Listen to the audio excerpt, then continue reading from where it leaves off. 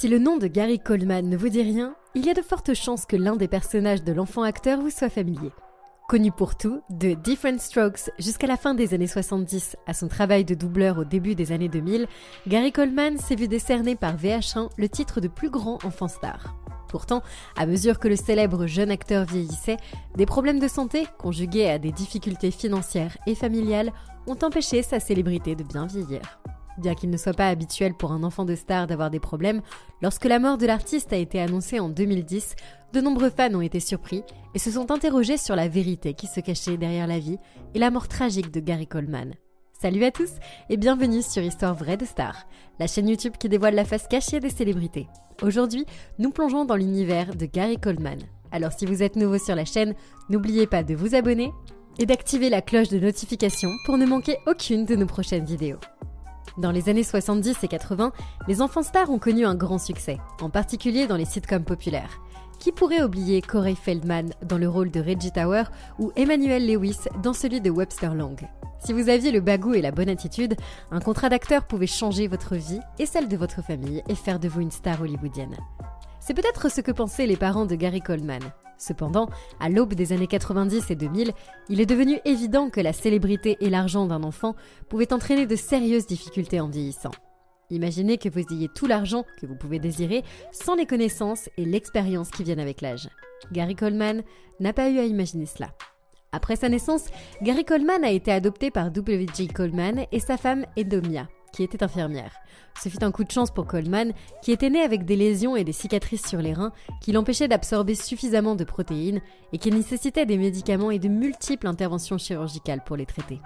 Malheureusement, les médicaments qui ont empêché l'aggravation de sa maladie rénale ont également retardé sa croissance, qui a atteint moins d'1,50 m et lui ont donné un visage d'enfant toute sa vie. Malgré tout, Coleman décroche son premier contrat d'acteur à l'âge de 6 ans seulement et sa carrière décolle à partir de là. 4 ans plus tard, Coleman incarne le jeune Arnold Jackson dans Diff'rent Strokes, une sitcom qui fera de lui une superstar. Dès le début, Arnold Jackson a été dans le cœur de Diff'rent Strokes et il est devenu le personnage le plus populaire et le plus facile à citer de la série. Coleman a joué le rôle de Jackson depuis l'âge de 10 ans jusqu'à l'âge de 17 ans, consacrant presque 10 ans de sa vie à l'emploi du temps chargé d'une sitcom hebdomadaire. La série a duré 8 saisons et à la fin de la série, Gary Coleman était connu de tous. Il a remporté de nombreux prix et a été reconnu dans tout Hollywood pour son talent et son attitude. Mais secrètement, Coleman se débattait avec tout, de sa santé à la personne en qui il pouvait avoir confiance. Au travail, au lieu de se sentir intégré et soutenu, Gary Coleman se sentait ostracisé et isolé en raison de ses problèmes de santé qui l'obligeaient à avoir recours à une assistante médicale régulière. Alors qu'il y avait d'autres enfants acteurs sur le plateau, Coleman était le seul à souffrir d'une maladie impossible à cacher et incroyablement fatigante. Il travaillait de longues heures sans que rien ne soit prévu pour son âge ou sa maladie et ne recevait aucun soutien de la part de son agent, de ses parents adoptifs ou de ses partenaires commerciaux qui auraient dû veiller sur lui.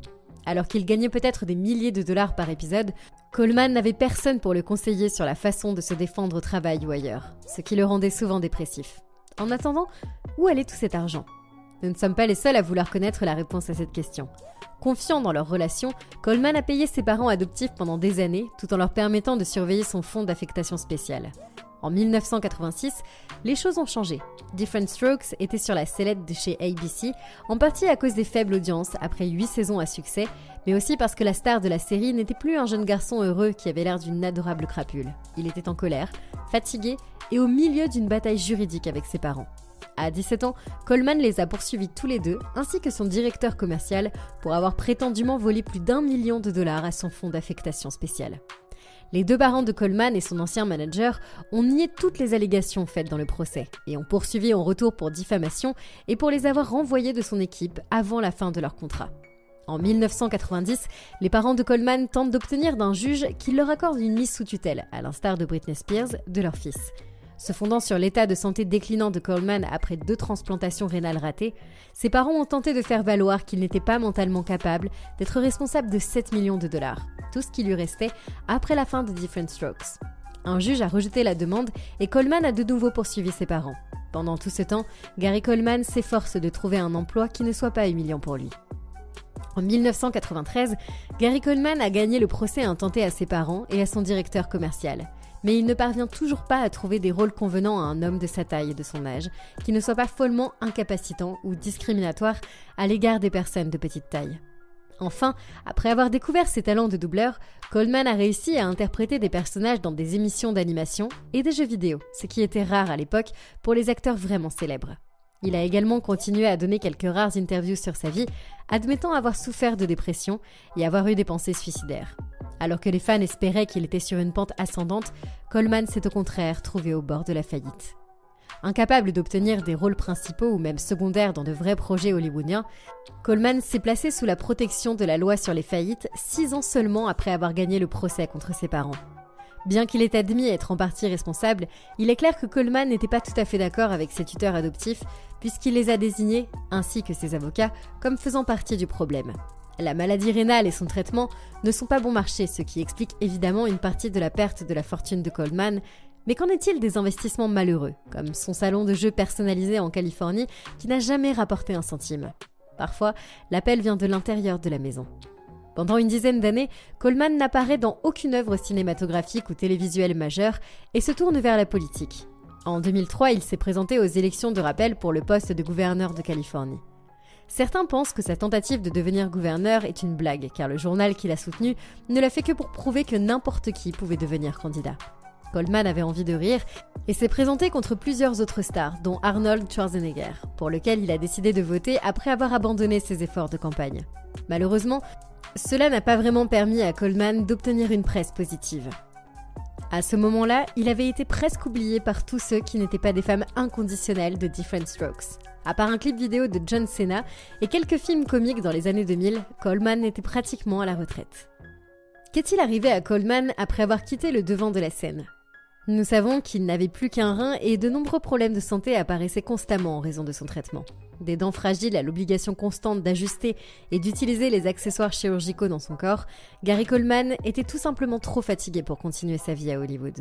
Ou alors il était découragé par le manque de rôle pour quelqu'un souffrant de sa maladie. Quoi qu'il en soit, sa vie personnelle est restée active presque jusqu'à sa mort, y compris son mariage et ses problèmes juridiques. En 2007, Gary Coleman a épousé Shannon Price après l'avoir rencontrée sur le tournage de l'un de ses derniers films, Church Ball. Apparemment follement amoureux, Coleman et Shannon se sont mariés quelques mois plus tard à la grande surprise d'Hollywood et j'en suis sûre des parents de Coleman. À l'époque, Gary avait presque 40 ans et Shannon 22, et ce n'est donc pas une grande surprise pour tout le monde quand les choses ont commencé à se dégrader rapidement.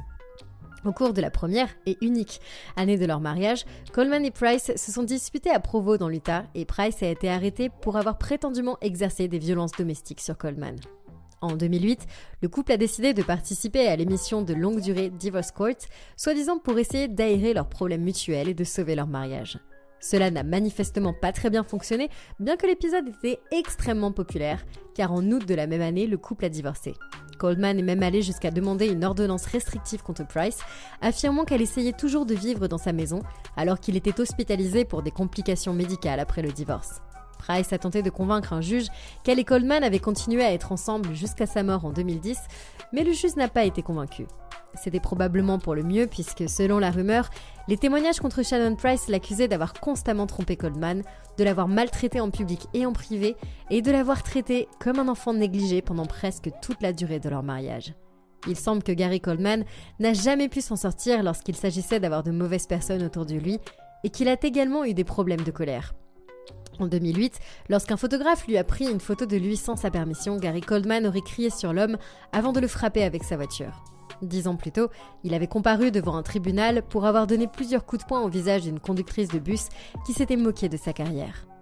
Malgré les rumeurs négatives entourant sa relation et la fin de sa carrière, la mort de Gary Coleman est restée un choc pour ceux qui se souvenaient de lui comme l'impertinent et stupide Arnold Jackson.